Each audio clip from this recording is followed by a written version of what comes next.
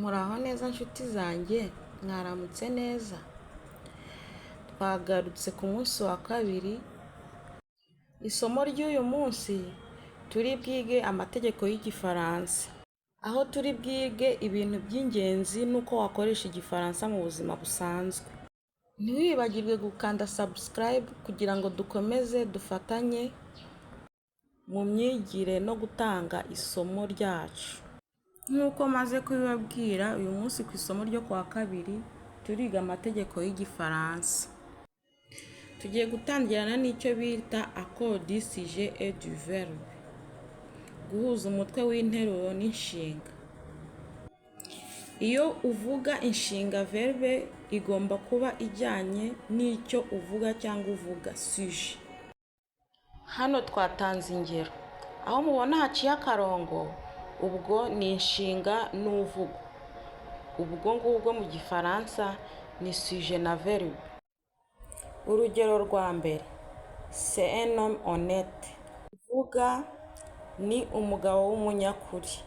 Urugero rwa kabiri, c'est une femme honnête, bivuga ni umugore w'umunyakuri.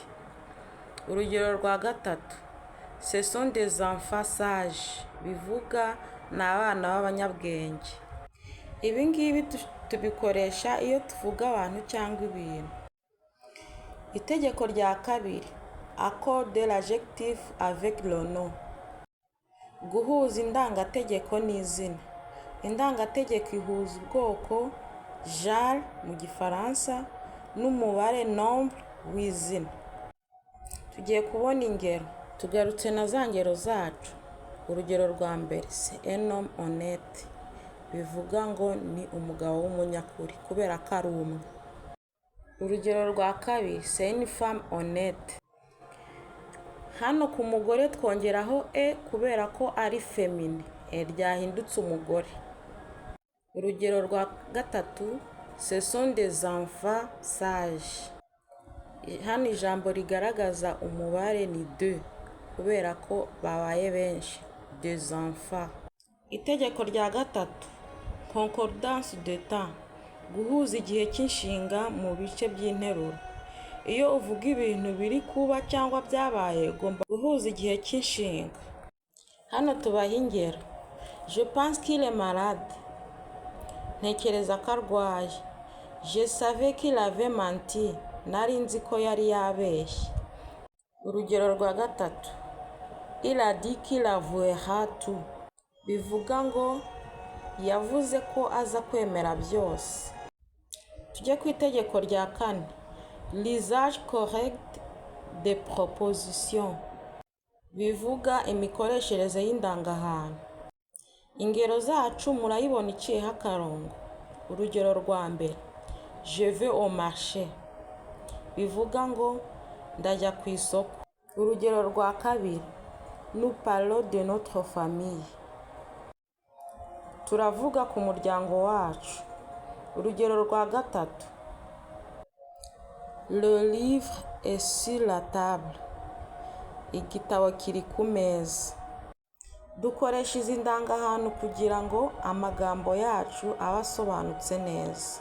Kwizi special zirashingira kuri za nshinga twize bwa mbere, avouer, mentir, être et avoir.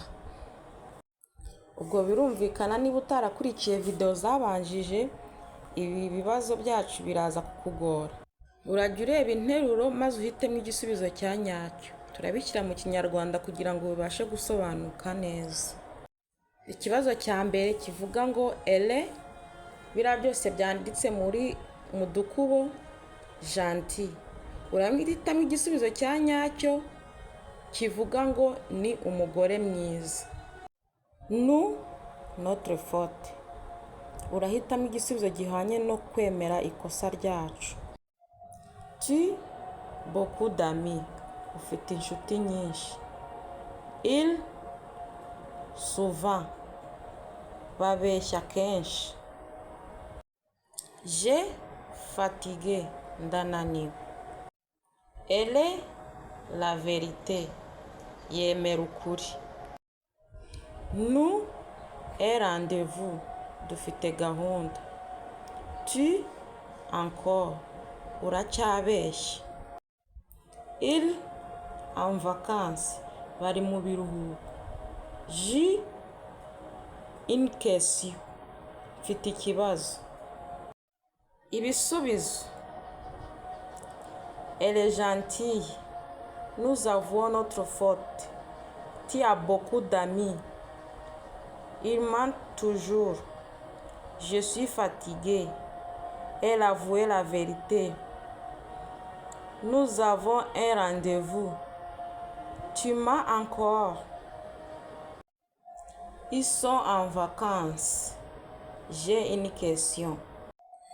Ndabashimiye ko mwakurikiye isomo ry'uyu munsi. Nizera ko mwafashijwe no kumenya amategeko y'Igifaransa. Nimushaka gukomeza kwiga Igifaransa no kumenya byinshi, mukomeze mukurikire chaîne yacu Vlog Explore on Media, kandi mukande subscribe, mukore na like, maze musangize n'abandi iyi video kugira ngo nabo bigire hamwe natwe.